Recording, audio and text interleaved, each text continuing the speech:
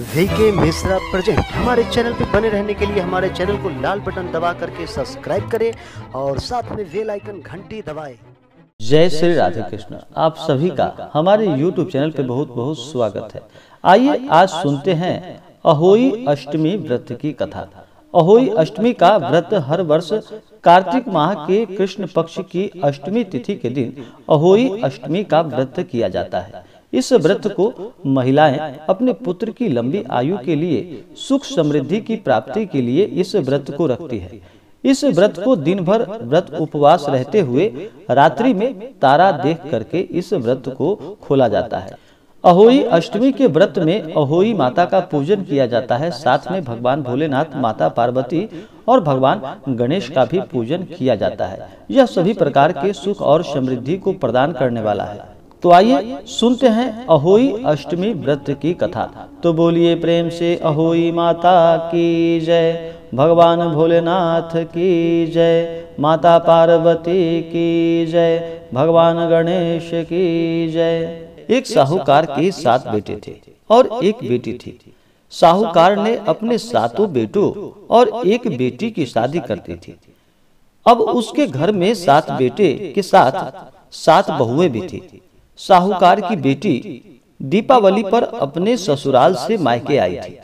दीपावली पर घर को लीपना था, इसलिए सारी बहुएं जंगल से मिट्टी लेने के लिए गई। ये देखकर ससुराल से मायके आई साहूकार की बेटी भी उनके साथ चल पड़ी। साहूकार की बेटी जहां मिट्टी काट रही थी, उस स्थान पर स्याहू अपने बेटों के साथ रहती थी और मिट्टी काटते हुए गलती से साहूकार की बेटी की खुरपी के चोट से स्याहू का एक बच्चा मर गया। इस पर क्रोधित होकर स्याहू ने कहा कि मैं तुम्हारी कोख बांध दूंगी। स्याहू के यह वचन सुनकर साहूकार की बेटी अपनी 7 भाभियों में से एक एक करके विनती करती है कि वह उसके बदले अपनी कोख बंधवा ले। सबसे छोटी भाभी ननद के बदले अपनी कोख बंधवाने के लिए तैयार हो जाती है। इसके बाद छोटी भाभी के जो भी बच्चे होते थे, वे 7 दिन बाद मर जाते थे। 7 पुत्रों की इस प्रकार मृत्यु हो जाने के बाद उसने पंडित को बुलाकर इसका कारण पूछा। पंडित ने सुरही गाय की सेवा करने की सलाह दी। सुरही सेवा से प्रसन्न होती है और छोटी बहू से पूछती है कि तू किस लिए मेरी इतनी सेवा कर रही है और वह उससे क्या चाहती है। जो कुछ तेरी इच्छा हो वह मुझसे मांग ले।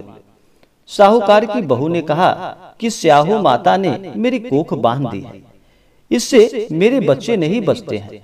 यदि आप मेरी कोख खुलवा देते तो आपका उपकार मानूंगी।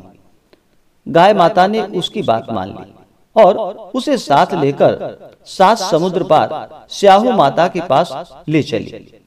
रास्ते में थक जाने पर दोनों आराम करने लगते हैं। अचानक साहूकार की छोटी बहू की नजर एक ओर जाती है। वह देखती है कि एक सांप गरुड़ पंखनी के बच्चों को डसने जा रहा है और वह फिर सांप को मार देती है। इतने में गरुड़ पंखनी वहां आ जाती है और खून बिखरा हुआ देखकर उसे लगता है कि छोटी बहू ने उसके बच्चे को मार दिया है। इस पर वह छोटी बहू को चोंच मारना शुरू कर देती है। छोटी बहू इस पर कहती है कि उसने तो उसके बच्चे की जान बचाई है। गरुड़ पंखनी इस पर खुश होती है और सुरही सहित उन्हें स्याहू के पास पहुंचा देती है।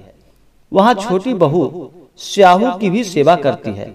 स्याहू छोटी बहू की सेवा से प्रसन्न होकर स्याहू छोटी बहू को 7 पुत्र और 7 पुत्र वधुओं का आशीर्वाद देती हैं और कहती हैं कि घर जाने पर तू अहोई माता का उद्यापन करना।